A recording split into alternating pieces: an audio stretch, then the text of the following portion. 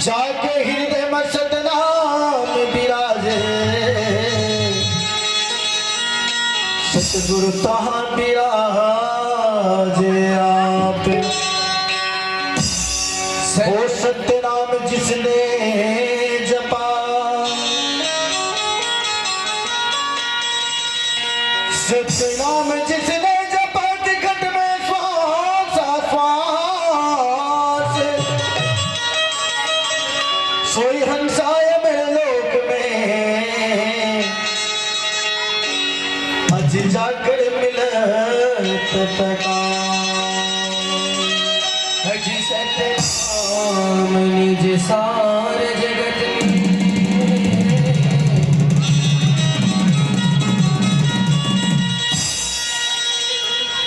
सत्य नाम निज सार जगत में, सब नामों में है सारे। सत्य नाम के सुमर लो अजी से उतरी सतनाम साहेब की गिरपुरी के पवन माटी, चंदन सही मम हाथे, गुरु दर्शन के मेला बराते, सब दर्शन बराते। पर तेरे नमा, पर तेरे नमा, पर तेरे नमा, नवाते नवा तेरे आते।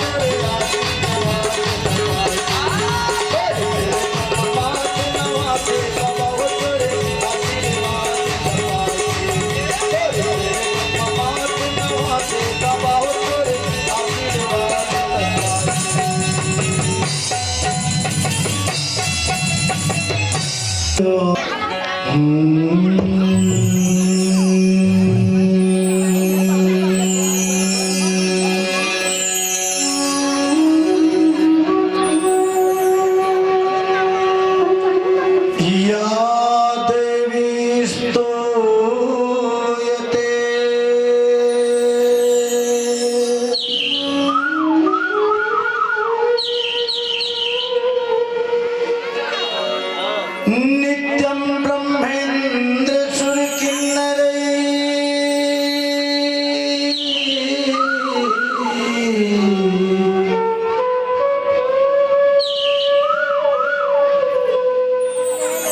सामे वस्तु जीवाग्रये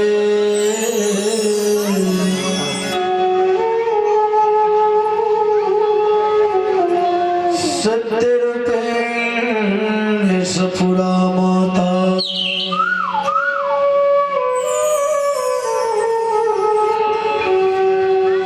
या देवी सर्वभूतेषु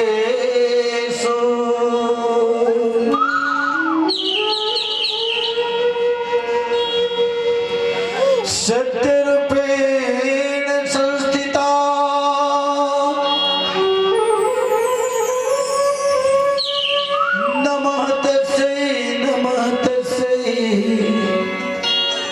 नमः तस्यै नमो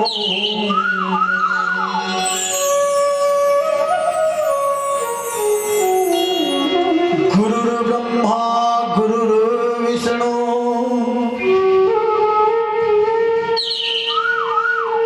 गुरुर्देवो महेश्वर गुरु साक्षात परम ब्रह्म है तस्मै श्री गुरुवे नमः। माता गुरु च पिता गुरु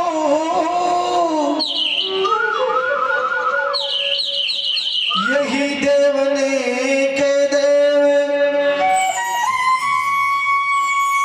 इनकी सेवा जो संत करे वो सकल पदार्थ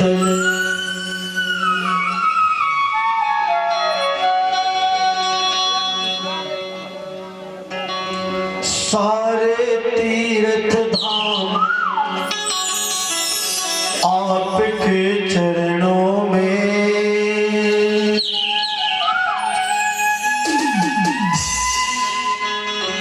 हे सतनाम प्रणाम आपके चरणों में सारे तीर्थ धाम आपके चरणों में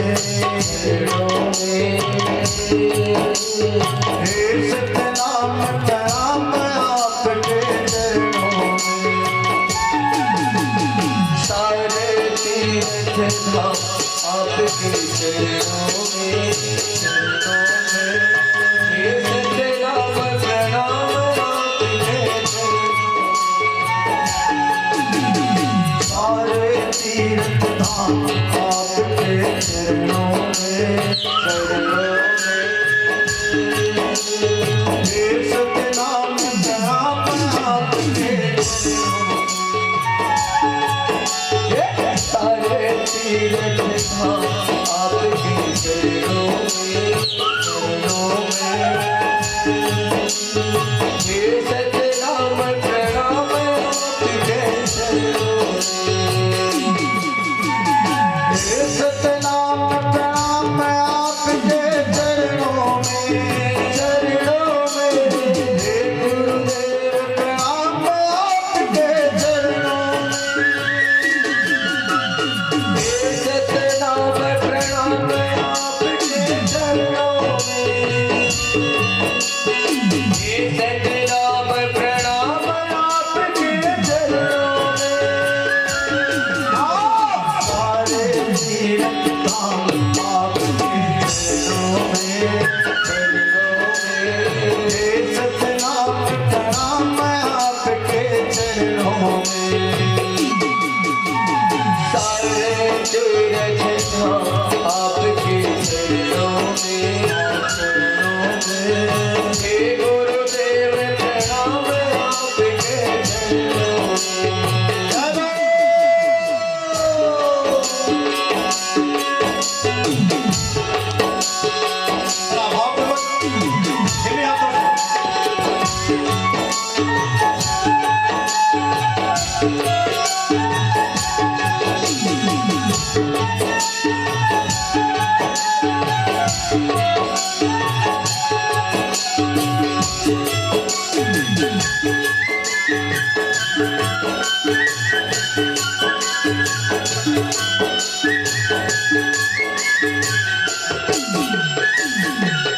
चांद बनाया तूने सूरज बनाया धरती बनाया आसमान को धरती बनाया आसमान को धरती बनाया आसमान को चांद बनाया तूने सूरज बनाया धरती बनाया आसमान को धरती बनाया आसमान को धरती बनाया आसमान को सात दीप नौ खंडन जाने क्या है तेरा परमात्मा सात दीप नौ खंडन जाने क्या है तेरा परमान सात दीप नौ खंडन जाने क्या है तेरा परमात्मा सात दीप नौ खंडन जाने क्या है तेरा परमान ये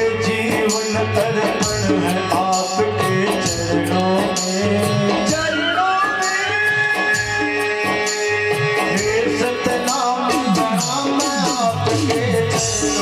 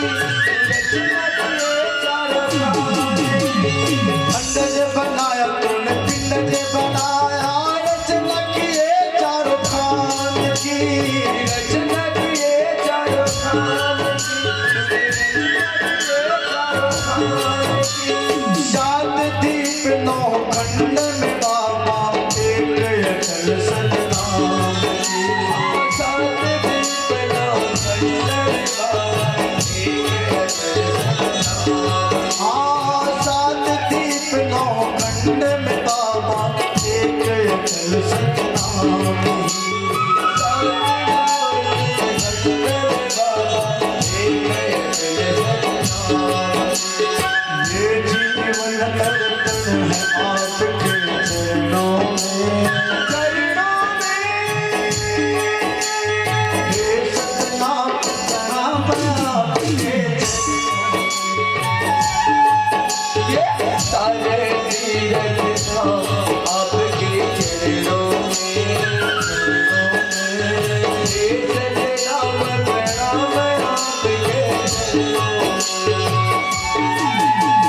हे सतनाम प्रणाम आपके चरणों में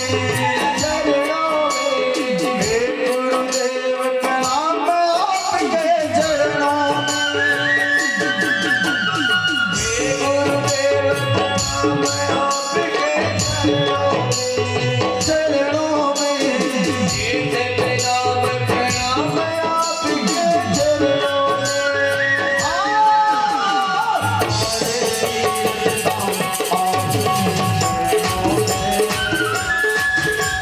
हे सतनाम प्रणाम आपके चरणों सारे तीरथ आपके चरणों में हे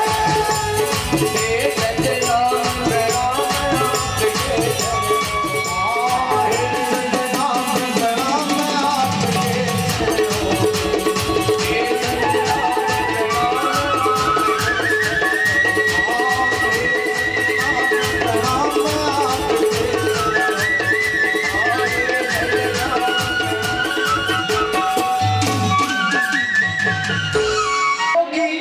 आठ अवगुण को बाबा जी ने बताए हैं। हाँ, पहला है अविवेक, दूसरा है माया, तीसरा है भय, चौथा है साहस, पांचवा है झूठ, छठवां चंचलता, सातवां असौच और आठवां है निर्दयता। स्त्रियों की 16 श्रृंगार के बारे में बाबा जी बताए हैं।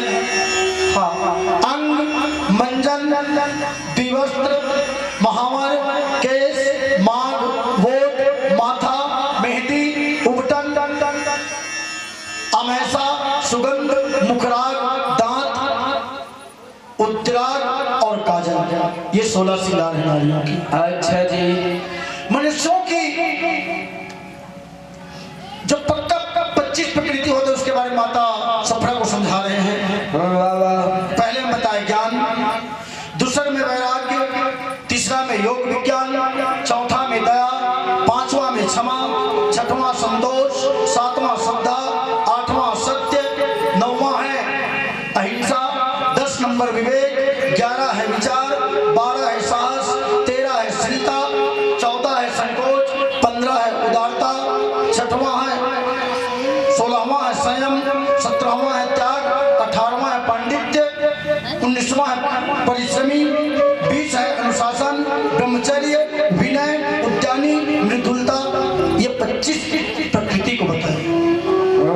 पहले दिन बताया था 25 प्रकृति जो हमारे शरीर में उपलब्ध है उसके, लेकिन जो पक्का तत्व होता है उसमें 25 प्रकृति बताई है। हाँ, मनुष्यों में प्रकृति के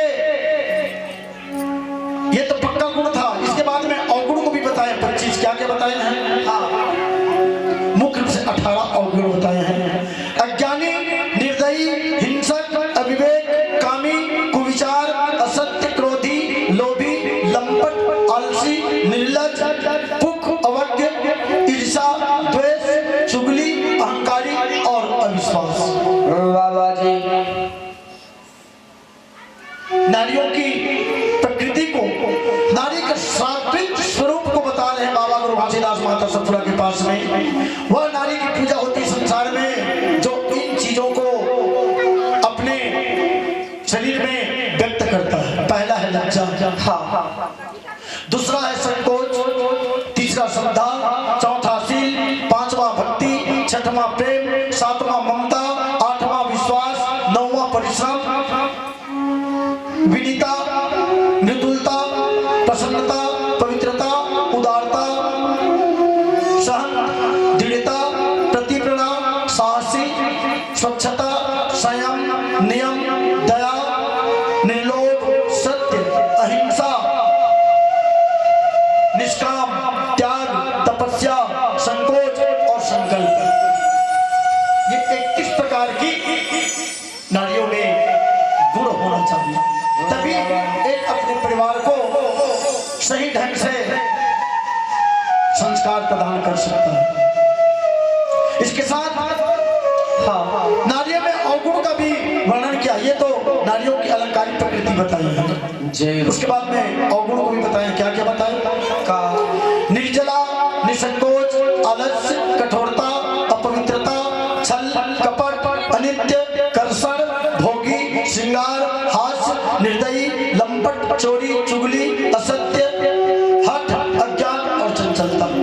वाह भाई, ये जो 18 प्रकार का कर्म है, इसको हमको त्याग के चलना अपने परिवार के पीछे, तभी हमारा गांव, हमारा परिवार, हमारा घर सुखमय जिंदगी व्यतीत करेगा। भोजन बनाने से पहले माताओं के 5 बातें विशेष ध्यान रखना है।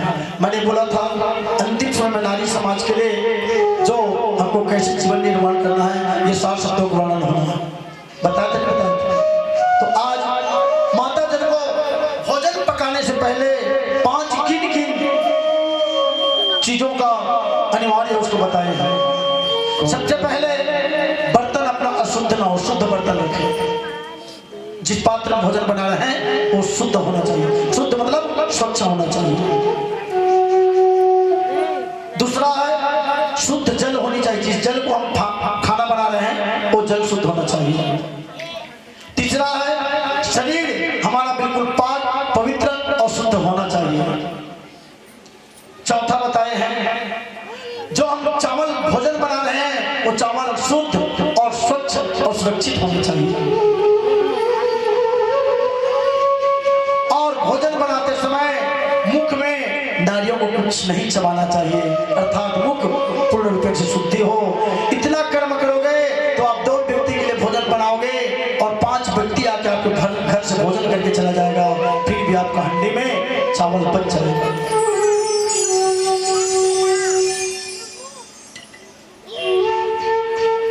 गुण, योग, मंत्र, सरोवर, अपार, चौड़ी, सागर, अग्नि, ये 5 तत्व को बिना बताए कभी भी जीवन में अमल नहीं करना चाहिए। हाँ जी, इस प्रकार से माता सफुरा को बाबा गुरु घासीदास ने दाम्पत्य जीवन कैसे शिथिल नहीं होनी चाहिए और ये इसकी परस्परता कैसे बढ़ना चाहिए, इसके बारे में सदगुरु बाबा ने बताया है। वाह वाह भाई, आगे में लिखा है, क्या लिखा है? हाँ, ज्ञान कथा गुरु चरित सुनाई, हृदय धरे सफुरा चितलाई। ज्ञान की कथा को बाबा गुरु घासीदास माता सफुरा को बताना शुरू कर दिया।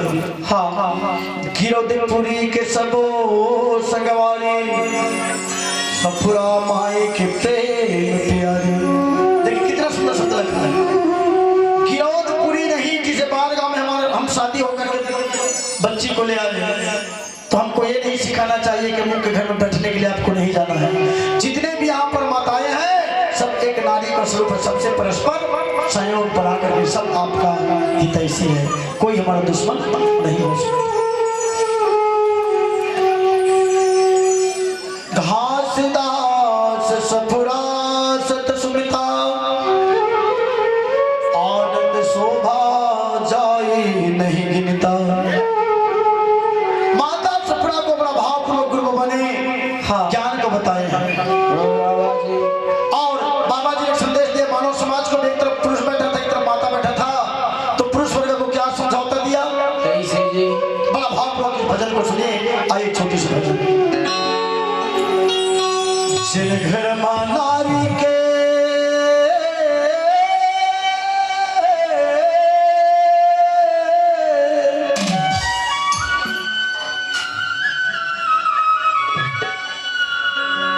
जिन घर मां नारी के होवत अपमान, ओ घर बन गे नरक शमशान। मोर गुरु बाबा ओ घर के मल्ला दे सज्ञान, मोर गुरु बाबा ओ घर लाया दे समान। घर मां नारी के होवत अपमान,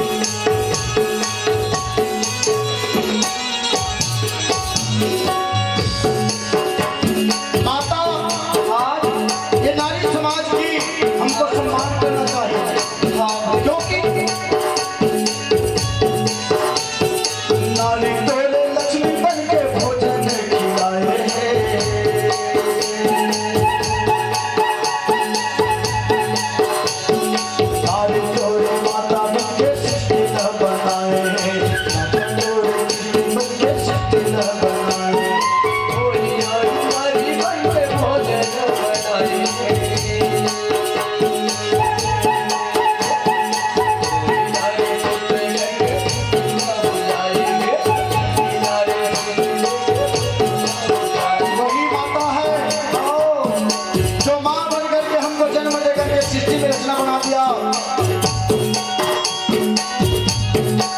जिसे लिखा है शब्दों में, माता तोरे जननी बन के भोजन खिलाए,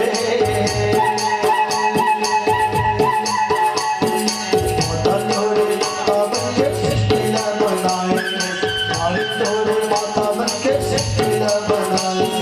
कोई जननी माता बन के भोजन खिलाई है, कोई जननी माता बन के खिलाई है, कोई माता बन के लेकिन रूप कहाँ भंडारी, हाँ कभू हरी मने,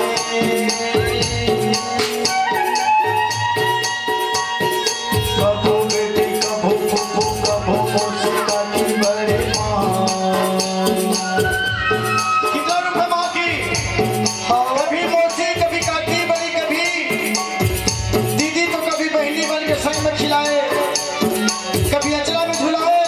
अब उस नारी की हम मर्यादा को उल्लंघन करेंगे और घर में कभी भी सुख समृद्धि नहीं रहेगी। मिले भाई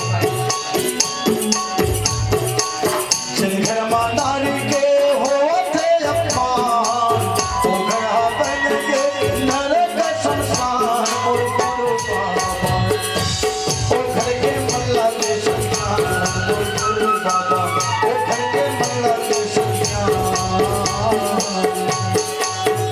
घर माता री के होते अपार, ओ घर बन के नरक संसार। ओ बाबा, ओ घर के मल्ला के संसार। ओ बाबा, ओ घर के मल्ला के संसार। ओ घर के मल्ला के संसार, ओ घर के मल्ला के संसार। ओ बाबा, ओ घर के मल्ला के संसार। ओ घर के मल्ला वो घर के मल्ला के संसार। एक राजा था, संत समिता के ऊपर एक छोटी सी कहानी है। एक राजा था जिसका 3 बहुएं थी, जिसमें से 2 बहू गौना करा के आ गई थी और तीसरा बहू आने में कुछ दिन बाकी थी। बड़े बहू प्रतिदिन सूर्य 9 बजे हो जाता तो 9 बजे बिस्तर से सो के उठती, उठने के बाद में श्रृंगार करती, श्रृंगार करने के बाद में नाना प्रकार के कर्म करती। दूसरी बहू अपने बच्चे के साथ में दूध पिला रहा हूँ, ये कर रहा हूँ, वो कर रहा हूँ करके बहाना करके वो भी सोई होती, 10 बजे 11 बजे सो के उठती। हाँ, आखिर में राजा की घर की जो लक्ष्मी थी वो नाराज हो गई। यहाँ का जूठा बर्तन वहां पड़ा है, वहां का बर्तन वहां पड़ा है, घर में साफ सफाई नाम का चीज ही नहीं थी। लक्ष्मी नाराज हो गई, राजा के पास गए। राजा ने कहा, राजा से कहा, लक्ष्मी राजा आपके प्रेम में, आपकी धर्म पत्नी के प्रेम में मैं अब तक आपके भवन में थी, लेकिन आज से मैं जा रही हूँ। हाँ, राजा ने कहा मैं आपको रोकना नहीं चाहूंगा, लेकिन एक बात मेरी सुन लीजिए, क्या मेरी छोटी बहू को आने दे, उसके बाद फिर चले जाना है। हाँ, राजा ने कहा।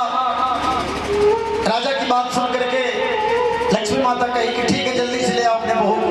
बहू को लाने के लिए चला गया। तत्काल सती ने भेज दिया राजा के साथ में बहू को। राजा कहा 20-25 दिन के बाद, महीना भर के बाद में बड़ी बहू को पहले बुलाया अपने पास में, बेटी आइए आप मेरे पास में। आया तो मैं जो आपको अमानत दे रहा हूँ उसको आपको संभाल के रखना है, ध्यान से सुनिएगा। हाँ, ये धन को आपको संभाल के रखना है, जब मांगो तो जो करते हो वापस करना है। कहा बिल्कुल जरूर है बेटी, चाबी आपको मधुमती जौहरी का। हाँ, बड़ी बहू को क्या दिया, एक मुट्ठी अनाज का दाना को दे दिया, इसको संभाल के रख लो। बहू ने झोंक लिया आंचल में और गठरी में बांध के मायके में लेकर के छोड़ दिया। यहाँ मेरे देराने जेठाने चोरी कर लेंगे। मझली बहू को बुलाया, उसको भी एक मुट्ठी धान दिया और कहा कि इसको जिस दिन मांगूंगा वापस करना है। अब अपनी श्रृंगार पेटी में रख लिया। मैं तो 3 दिन में 3 बार श्रृंगार करते हो, मेरी गठरी को कौन चोरी करके ले जाएगा, देख लो। हाँ, छोटी बहू को बुलाए, छोटी बहू को दिया एक मुट्ठी अनाज। अब बेचारी प्रतिदिन काम करती थी, बर्तन मांजती थी, गोबर कचरा निकालती थी, सब काम करती थी। जो बर्तन वहीं पर एक मुट्ठी धान को सींच दिया। सींचने के बाद में थोड़ा कुछ कुदाली वगैरह से उसको खुरच दिया। खुरचने के बाद में पौधा निकल आया। पौधा निकलने के बाद में 4 महीने में पौधा पक गया। एक मुट्ठी अनाज का जो फसल तैयार हुआ, उसमें 1 काठा यानी कि 3 किलो अनाज पैदा हो गया। अपने घर के पति देवता को कहा, हाँ मेरे पास में 1 काठा अनाज है, इसको लेकर के एक हरे खेत में लेके डाल दो। एक हरे खेत में लेके डाल दिया। हाँ डालने के बाद में जब गर्मी फसल आया, एक खंडी धान हो गया। जब तक ससुर सास तीर्थ से घूम के आते तब तक 3 फसल पैदा कर दिया और एक खंडी धान को बो करके 1 गाड़ा धान पैदा करके अपने कोठी में भर दिया। एक मुट्ठी धान को कितना बना 1.5 साल में? 1 गाड़ा, 1 कोठी के भर बना दिया। हाँ राजा साहब जब आए तो बोले कि हमारी बहुओं को बोल दो, हम मेड़ों में बैठे हैं, प्रखा के ले जाए। बड़ी बहू, छोटी बहू, बड़ी बहू, मझली बहू आरती लेकर के चले गए। अब बेटी घर की तैयारी में लग गई। छोटी बहू आए, राजा साहब खूब आओ भगत किया, बड़की और मझली दोनों ने मिल करके। मिलने के बाद में राजा ने कहा बड़ी बहू को बुलाई, आओ बेटी मेरे पास आओ। जब बड़ी बहू पहुंची तो उन्होंने कहा जो दिया था तुमको अमानत के रूप में रखी हो? हाँ बाबूजी, कल सुबह मंगवा दूंगा, मैं अपने मायके में छोड़ दी हूँ, लेके आना। बाप जान लिया वहीं पर, ससुर जी इनको कुछ भी दौलत दे दो, लेकिन ये जब जोड़ेगा तो मायके के लिए मोह करेगा। दूसरी बहू को बोला, मंझली को, बेटी आप लाए हो कि नहीं लाए हो? हाँ रखी हूँ। कहा? अपने श्रृंगार पर बिल्कुल दबा के, एक दाना भी नहीं गिरा है। ससुर जी समझ गया इनको कितनों भी घर में काम हो कि मत हो, इनको अपने श्रृंगार करने से फुर्सत नहीं पड़ेगा, घर में चाहे कुछ भी हो जाए। तीसरी बहू को बोला, बेटी आपको कुछ दिया था? बोला हाँ बाबूजी। कहाँ है? ये कोठी में भरा है। दोनों बड़ी बहू से रुष्ट हो गई। क्यों? 1.5 साल के अंदर में आप अपने 1 मुट्ठी धान को कोठी में कैसे भर दिया? फिर कह के सुनाया, 1 मुट्ठी धान को मैं यहीं पर बोया था, देखे वो आप लोग। लक्ष्मी आई, 1.5 साल के बाद में राजा आए तो उन्होंने कहना शुरू कर दिया, अब तुम्हारी छोटी बहू भी आ गई, मेरे को छुट्टी दो, मैं जाती हूँ। मुझसे क्या पूछते हो माँ? मेरी छोटी बहू से जाकर मैं पूछिए। तो छोटी बहू ने जो लक्ष्मी को कहा, आप सब मंत्रमुग्ध हो जाएंगे इस बात को सुन करके। छोटी बहू ने अपने जवाब में कहा, बेटी मैं जान रही हूँ। लक्ष्मी माता ने बोली तो छोटी बहू ने क्या कहा? क्या? अवैया को कोई रोके ना, जवैया को कोई टोके ना। माँ जब जाना ही है तो आप चले जाइए, लेकिन हम 3 देरानी जेठानियों में हमारे लिए एक सुनता को छोड़ दीजिए, ताकि हम भाईचारे बना करके अपने महल में। इसी शब्द को लिखा है। क्या लिखा है? सतधारी नर नारी भवन में, जहाँ सतपुरुष सतनाम, नित्य दिन धन धर्म भरे, सत्य समता के प्रमाण। बेटी देरानी जेठानी में नहीं, गांव में, परिवार में सबको अपना हितैषी मान करके चलो, कोई हमारा दुश्मन नहीं है दुनिया में। हाँ जी, सब एक बराबर है। ये संसार में बाबा जी ने बताए, मन के सब एक बराबर और सब जीव एक समान है। हाँ, नारी पुरुष के भाव से सुख संपत्ति प्रमाण,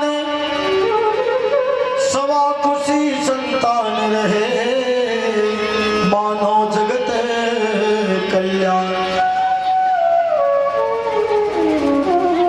गुरु की महिमा को जो जान लेता है, गुरु की चरण को परख लेता है, उसके घर में धन दौलत कभी कम नहीं होता। ये जान के चलिए, ये पहचान के चलिए कि गुरु बाबा की भंडारा उसी को बरसता है जो सदगुरु को सच्चा मन से पुकारे। बाबा जी जिस प्रकार से माँ बाप है हमारा, हम जाएंगे नेत्र से आंसू बहाएंगे कि पिताजी हमको एग्जाम का फीस भरने के लिए हमको 2000 रुपए चाहिए, तो पिता देगा कि नहीं देगा? मोहन पात्रे जी देगा कि नहीं देगा? माता पिता ही देगा। और अगर कहीं दूसरा कहे तो थोड़ी भी देगा। वाला है। इसलिए बेटा ये संसार में गुरु का नाम का सदैव जाप करते रहो। तो कैसे जाप करना है? कैसे जी? सांस सांस में नाम जपो के बिरता सांस मत खोए, अज ना जाने किस सांस में वह आवागमन नहीं हो। बोल सतनाम साहेब की जय। जे बाबा जी ने बड़ा भावपूर्वक बताया। क्या बताया? हाँ। अजीब बना बनाया मानवा,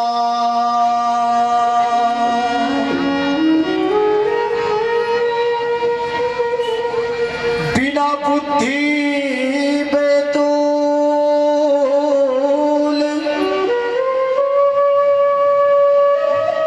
कहाँ लाल ले कीजिए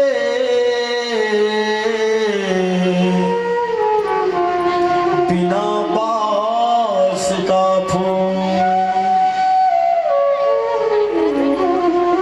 साजन भोजन में थुन करमा,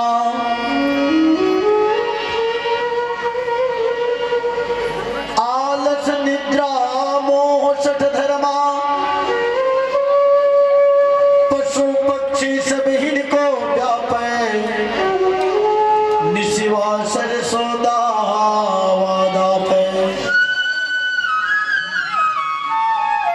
ये मनुष्य प्राणियों में हाँ जी। 6 प्रकार का कर्म है। हाँ।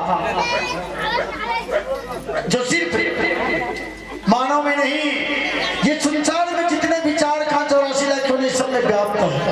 अच्छा जी। सबसे पहले बताया छाजन। छाजन का मतलब होता है अपने वार्तानुकूलित रहने के लिए आवास की व्यवस्था। हाँ।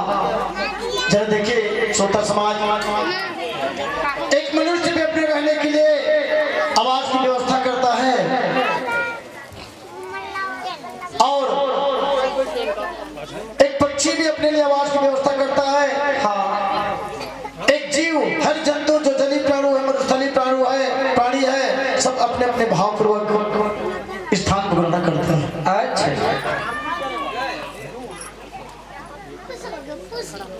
उसके बाद में बताता है छाजन के बाद में भोजन, शरीर को ऊर्जा प्रदान करने के लिए चींटी भी भोजन करती है, एक पक्षी भी भोजन करती है,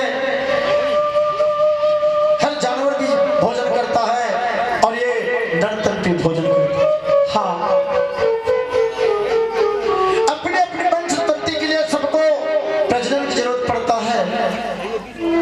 ये हर जीव जंतु में व्याप्त है।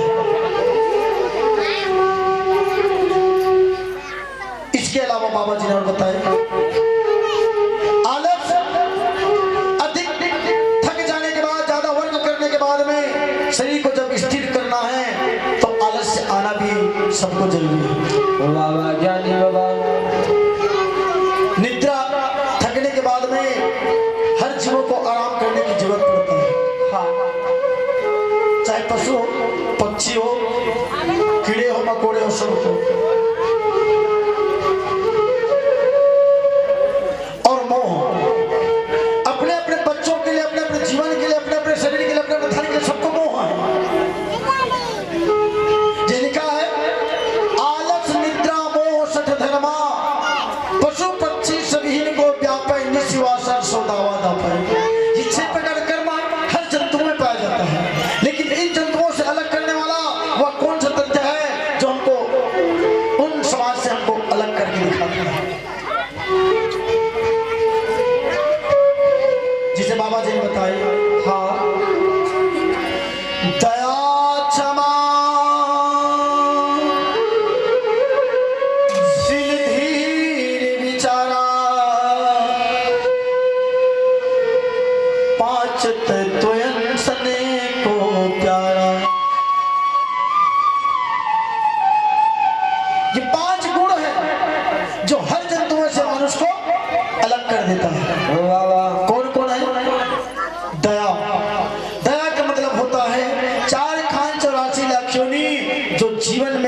यहाँ पर गुजर बसर कर रहा है, उन सबका हम के ऊपर में और हमारा उसके ऊपर में दया की भाव रखना।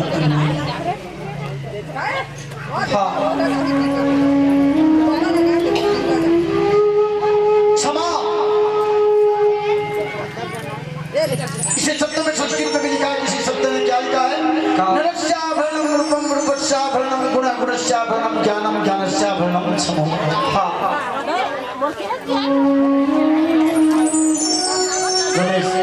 हेलो,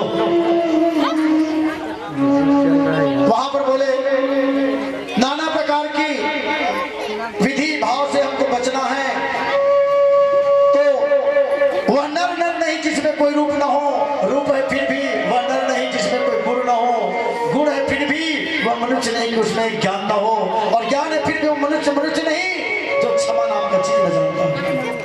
बाबा जी पहला है दया, दूसरा है सील, तीसरा है क्षमा।